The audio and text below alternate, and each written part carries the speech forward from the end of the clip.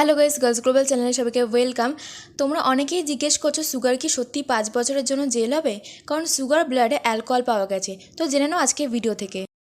অনেকেই বলেছে sugar blood test হয়েছিল, আর যাতে সাউথ কোরিয়ার কানুনের হিসাবে বেশি অ্যালকোহল পাওয়া গেছে, তাই সুগার 2 থেকে 5 বছর জেল হবে। এটা ঠিক কিনা অনেকেই কনফিউজ হয়ে আছে। অ্যাকচুয়ালি এটা ঠিক, কানুনের হিসাবে এমনটাই নিয়ম। আবার অনেক ফ্যান্স বলছে এত ছোট কেসকে এত বড় কেন করা হচ্ছে, কেউ তো আঘাত পায়নি, সুগাকে নিজের বাড়ির সামনেই পাওয়া গিয়েছিল, তাহলে এত বড় হাঙ্গামা কেন হচ্ছে? বাকি অনেক মানুষই বড় বড় ক্রাইম করছে, তাদের তো কিছু করছে না। অ্যাকচুয়ালি কেসটা ছোট নয়, আমাদের দেশের মতো তাদের দেশ নয়। সাউথ কোরিয়াতে ড্রিঙ্ক করা খুব সাধারণ একটা ব্যাপার। ওখানকার মানুষেরা বাড়িতে গেস্ট আসলে নর্মালি তারা ড্রিঙ্ক হিসেবে বিয়ার দেয়।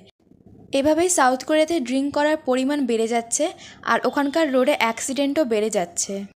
তাই সাউথ কোরিয়ার গভর্নমেন্টও প্রত্যেক বছর রোড ট্রাফিকের নিয়ম ভীষণ শক্ত করছে। সাউথ কোরিয়াতে যদি কারো ব্লাডে অ্যালকোহলের মাত্রা 0.08%-এর বেশি হয়, তো তাকে 2 বছরের জেলে যেতে হবে আর 10 মিলিয়নের জরিমানা দিতে হবে।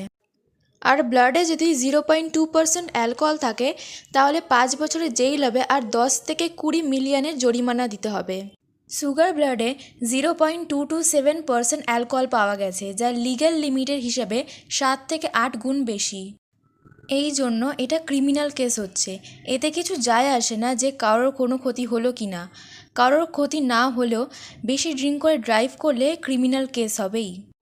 এটা সাউথ কোরিয়ার রুলস। আর সুগার ব্লাডে যতটা অ্যালকোহল পাওয়া গেছে সেই তুলনায় মানুষের জেল হয়, বাট আমার মনে হয় না সুগার জেল হবে বলে, কারণ এর আগে অনেক কেপঅপ আর্টিস্ট এই কাজটি করেছে আর তাদের কোনো সাজা হয়নি। আর এটা সুগার প্রথম কেস। কাউকে পানিশমেন্ট দেওয়ার আগে এটাও দেখা হয় যে সে কতবার এমন করেছে। প্রথমবার শাস্তি পাওয়ার সম্ভাবনা খুব কম থাকে, আর সাধারণ মানুষদের প্রথমবার সেরম শাস্তি দেওয়া হয় না। তো গাইস, আজকে ভিডিওটা এ পর্যন্ত। ভালো লাগলে একটি লাইক এবং চ্যানেলটি সাবস্ক্রাইব করে দিও। Thank you.